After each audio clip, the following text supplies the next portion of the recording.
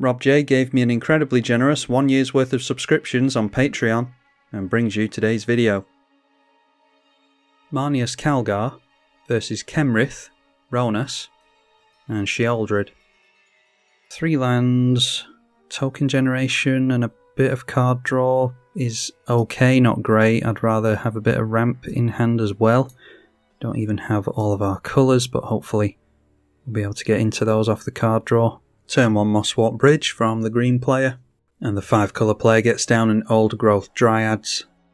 We will say yes and get our blue mana into play with this. Alright, a Black Market Connections is good to play on our next turn, so we'll get down Field of the Dead just because it's a tap land, and we'll assume thanks to this card that this is a Group Hug deck. I think I played against a Group Hug deck the last time I played Esper as well. Actually boded well for us in that game. Expedition map likely goes for Cabal Coffers or Urborg. The first commander is Ronas, Oath of the Dryads this time, so often part of a combo. Throwing out a Lotus Petal after that as well. So we will choose an opponent. Obviously either of our opponents has more creatures than us, and this is off the Oath of Druids. Manages to get us into a free Monastery Mentor with that. And we draw into Secure the Wastes, which will trigger it, so get down our first bit of black mana, and we'll make our first token with a Black Market Connections and Monastery Mentor. Sheoldred gets down a free Obliterator, which hopefully will be able to make enough tokens to dodge the sacrifices on that, and then hard casting a Pawn of Ulamog. The free creature here was Elysian Caryatid, and then a Skullspore Nexus. Whenever 1 or more non-token creatures you control die, create a dinosaur token with base power and toughness equal to the total power of those creatures. Now you have to assume Kenrith has nothing but bombs with regards to creatures in his deck, assuming that he's running this thing. I don't imagine he's ever going to miss, although this thing suggests otherwise. Managed to get into a Bramble Sovereign, which he might be able to make use of this turn. Doesn't have that much mana actually. Days Undoing, there is a wheel. So glad I managed to get down the Black Market Connections here. Probably going to draw into a worse hand than this. Yep, no lands. I was actually considering getting down my commander there. Alright, got into a Plains anyway. And we don't get a trigger on the Oath there because we do have the same number of creatures in play here.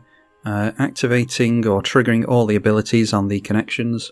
Alright, and there is a Grave Pact with no sack outlets, so are we just going to get down our commander here? Does our commander actually matter at this point? Would we rather just ramp? Because getting down Jumpwinder wouldn't be the worst thing. Yeah, let's just go for Wayfarer's Bauble. Make some more tokens this way so that we can do some chump blocking to the Obliterator. And then we could just go for... We could go for Yahenni actually and prepare for a Grave Pact next turn. That means we're not cracking the Bauble unfortunately, but if we go Training Grounds here then we are getting more tokens with the Mentor. So plumped for doing that. Actually, if we hold on to a treasure token here, we can get a black mana with the Wayfarer's Bauble, and then we can play both the Yahenni and the Grave Pact next turn. So we'll go for that, because that means that we actually managed to get a land into play this turn as well. Another land, so yeah, we will leave it at that, I think. Can't make any decent attacks. Oh, apart from over here. Yeah, not going to block with Monastery Mentor anyway, so let's send both of those in down the middle. Thanks to us, all of our opponents are going to get additional triggers on the Oath of Druids, but I'm not going to hold off on the token strategy just to hope that we get something off this. Alright, I managed to get into a Merciless Executioner, so we will lose a token. And the Dork goes down, so triggers the artifact for the first time, and gets a 1/1 Fungus Dinosaur into play, which I haven't seen the token for before. Dark Ritual from the black player after a Castle Lochthwain. I assume that came out this turn, I haven't. Maybe it came out before now, but they've got a Castle Lochthwain anyway, so that is a Jet Medallion after that. Surely going to get down the Sheoldred here. Nope, it is a Cryptghast, which will affect his own swamps, and then cracking Expedition map. Noteworthy he did get into an Eldrazi spawn token there, which he sacrificed into the Eldrazi, or the Expedition map. Got that token after the Merciless Executioner, so that was an additional mana. A free Ronas creature now as well. And it is a Foe-Raiser Regent. Can fight another creature, should probably fight Monastery Mentor, or, yeah, I was going to say, or the Cryptghast goes after that. The searched up land was a Nykthos from the Expedition map, by the way. And that triggers the Pawn of Ulamog again for an Eldrazi spawn. Alright, and there's some salt coming from the black player who actually was getting salty before the game even started. On turn 0 he was crying, so yeah, really doesn't like losing his Crypt Ghast. You're not just going to time out now, surely. He's got 5 cards in hand, maybe he was really relying on the Crypt Ghast there. He's got a bunch of Devotion and Nykthos in hand, so it's not like he's going to struggle on colours. Alright, eventually allowing it to go through. A Bushwhack now, going on to the green creature, so Ronas going to fight our Monastery Mentor and get rid of it, so all the crying from the black player was for naught. And the Mosswalk Bridge, thanks to the big creatures coming into play, being able to be activated, we'll get a free spell. And not a bad one, that is Tribute to the World Tree. 6 cards in hand and 2 mana available. Nature's Way looks like another fight card. Deals damage equal to its power to a creature you don't control, gains Vigilance and Trample. So, a bite card actually, going to deal with the Bramble Sovereign. And it is a couple of plus counters on this, and a couple of plus counters on Ronas as well. Now a 7/7, Trample, Vigilance, Death Touch, Indestructible, but not swinging in for whatever reason. Even with Vigilance, didn't swing in there. Oath of the Druids definitely triggering. Gets a free Wandering Archaic. I'll keep showing you the chat here because it is funny sometimes when people are crying and whining about stuff. More Group Hug in the form of Heartwood Storyteller. Whenever a player casts a non-creature spell, each of the opponents may draw a card. And there is a Howling Mine, so we will be drawing off this. There's a Grand Crescendo. Jesus Christ, the mono black player's going to run out of tissues at this rate.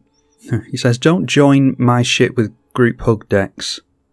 I hosted this game because I want my ban list to be relevant, and there's someone else who has a ban hammer floating over his head at the moment if he's not careful. Although it is funny to see people crying their eyes out over nothing sometimes.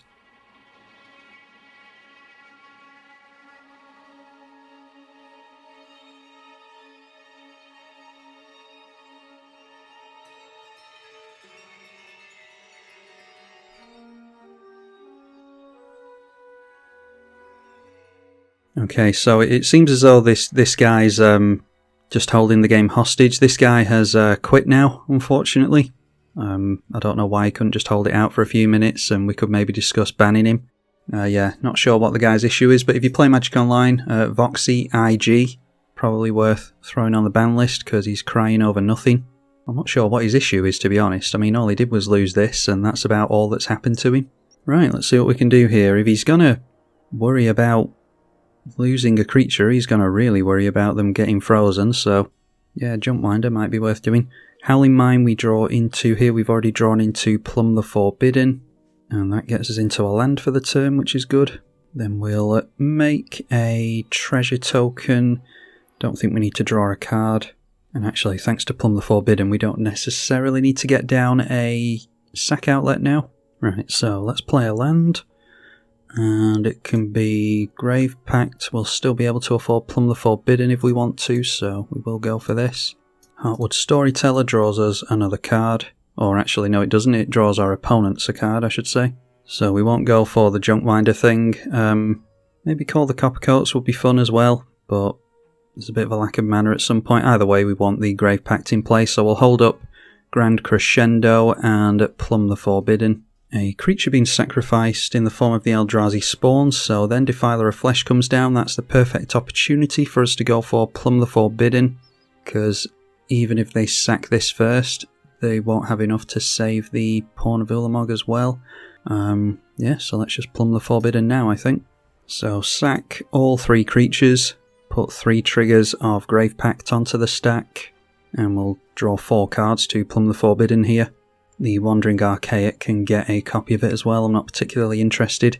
We also trigger the Heartwood Storyteller, so he could float mana in response with the Nykthos, which he probably should do. He might be too busy complaining on the internet to think to do that though. So Grave Pact resolving and going to wipe our opponent's boards effectively. The Pawn of Ulamog going down creates a spawn, but this is why we put the 3 triggers on the stack, so that he does have to get rid of this thing.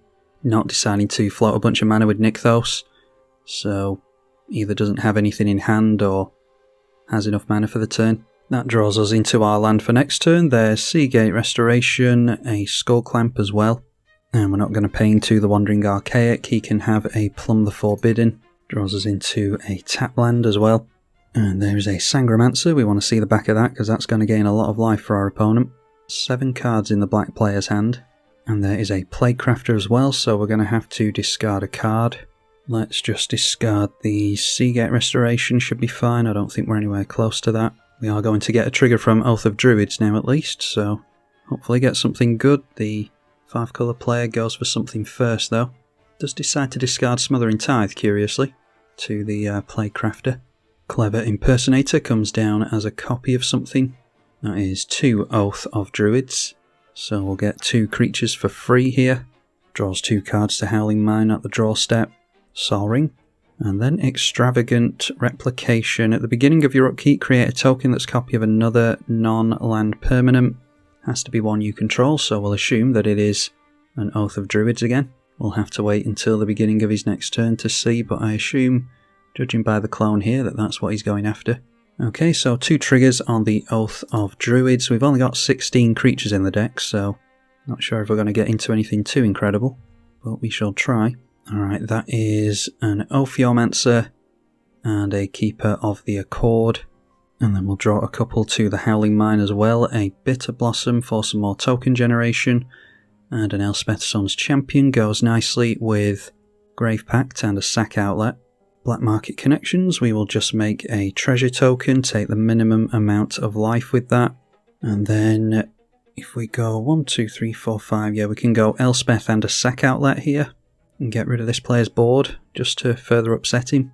Yeah, so we'll go Command Tower Elspeth. So plus on the Elspeth. And we'll get a Snake token at the beginning of every turn as well, thanks to Ophiomancer. Not likely to make any tokens with Keeper of the Accord at the moment. Unless we, yeah, somehow manage to see a bunch of creatures over here. Either way, we're getting down a Yahenni.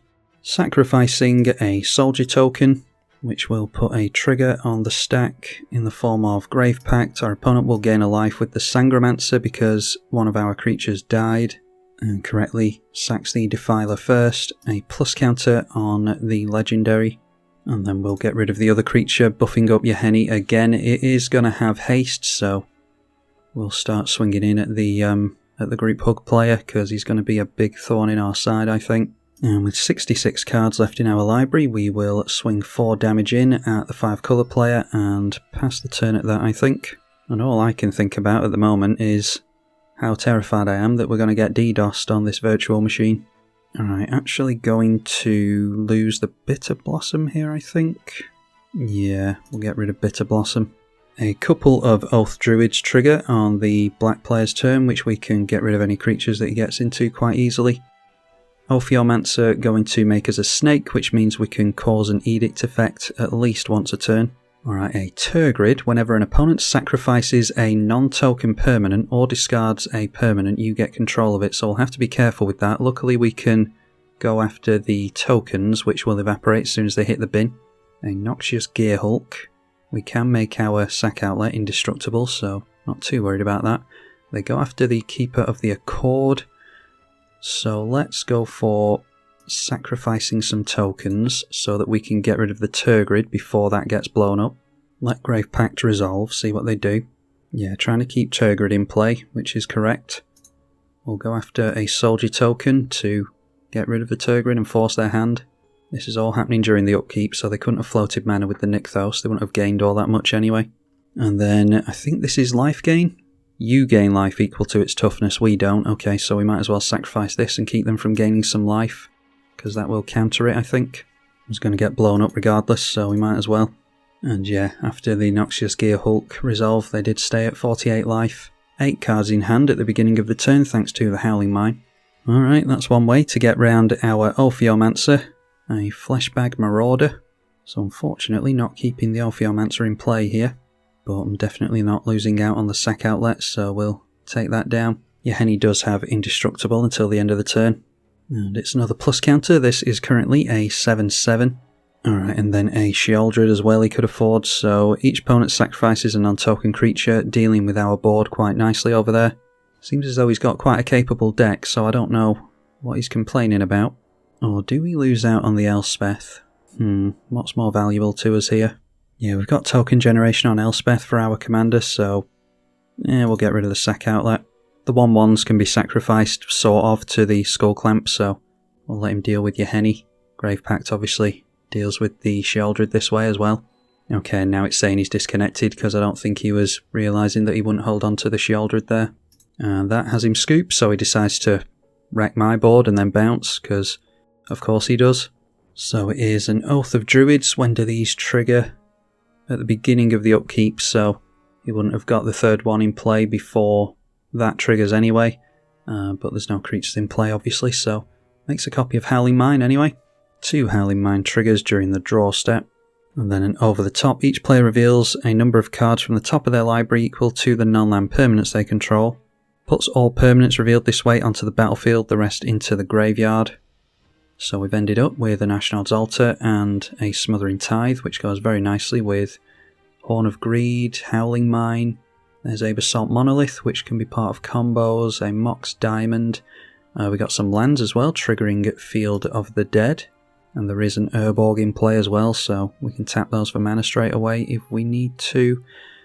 Is it worth a generous gift on anything? There's an Oath of Lieges here as well. We'll see if our opponent gets any creatures down. If he does, I'd be tempted to just sacrifice both of these. But we may well have infinite on our opponent next turn. We've got our commander, Bastion of Remembrance, and the Ashnod's Altar. So that's infinite drain, infinite tokens. Yeah, anyway, they are cracking a Windswept Heath. Looks like our opponent is tapping out here for something. That is an Endless Whispers. Each creature has, when this creature dies, choose a target opponent. That player puts this card from its owner's graveyard onto the battlefield under their control at the beginning of the next end step. Not really bothered about that in a token deck. Totally forgot to ban this guy actually. Now that he's decided to bounce on us, we can definitely block him and never see that guy ever again. Alright, there's another clone in the form of Phyrexia Metamorph, can go after a creature or an artifact. If he's going to go for a creature here, which I doubt he is, then we could have sacrificed these in response so that these actually land. So that the creature actually lands. And then he would have had more creatures than us and we could have got a couple of freebies. But I didn't think that he was going to go for a creature because we've only got tokens and it's a Howling Mine it became a copy of. So let's go for a couple of tap lands. Fix our colours a bit better. And that triggers Field of the Dead. Do it again. Alright, so we will go through and attempt a combo now. So thanks to Training Grounds making our commander's ability only cost 4, it means that we can make 2 tokens for 4 mana, sacrifice both of the tokens with Ashnod's Altar makes 4 mana, and we do that infinitely. Throw in something like a Bastion of Remembrance, and it is infinite drain on our opponent. So yeah, let's aim for that here. Howling Mine draws us a bunch of cards. And we draw into Jadar, more means of token generation, buffing the tokens, Dictate of Erebos. Didn't draw into an untapped land in all that though, so if that was relevant with the Rafine's Tower then might have hurt us. We'll just make a treasure and draw a card with the connections. Alright, and there is a Dreadhorde General, so have to be careful playing that if we're going to go for an infinite like this. Sacrifice with the Ashnod's Altar. Triggers Endless Whispers and the Grave Pact, both of which are irrelevant here. Play our commander. Then just to be safe we'll sack a token, get the Lightning Greaves into play as well. Lightning Greaves the commander. Then it is the Bastion of Remembrance. Brings in a token, but more importantly drains our opponent for 1 every time a creature dies. Draws a card with our commander when the token comes in. And there's Demonic Tutor, so we could go and get another Aristocrat effect in order to speed up the process, but let's just show our opponent we've got infinite here while he's tapped out. Sack the human, drains our opponent and makes the other 2 enchantments trigger. Got 3 black enchantments on the stack here. Then do the same, make our 4th bit of mana with the zombie token. Then activate the commander for only 4 mana thanks to Training Grounds. And yeah, before our opponent scoops, I'll just show you the remainder of the chat so you can read through that before we end it here. A couple of tokens being made by our commander. We sacrifice one of the tokens we just made. Put the triggers on the stack including Bastion of Remembrance, and in doing this every time we drain our opponent for 1 like I said, so it's infinite life for us and infinite pings on our opponent. Alright, and we've drawn into Nadia's Nightblade as well, so let's just throw that out quickly. And now with the Nightblade in play, our opponents get drained for 2 every time a token goes down, so it's just rinse and repeat here. We didn't need the Nadia's Nightblade in play. I'm just trying to show my opponent for sure that we've got the infinite here. I imagine he's worked it out by now. So we will call it a day there, concede, and say good game to our opponent. Yeah, that was an interesting one, wasn't it? We got to see some gameplay with the Marneus Calgar at least, but I think the main reason to click on this video was to point and ridicule at an adult. I assume he's an adult who can't control his emotions. Always fun to come across people with such virtues. Anyway, hopefully you all enjoyed the video, and I will see you all in the next one, I hope. I'm tribalkai. Thank you for watching.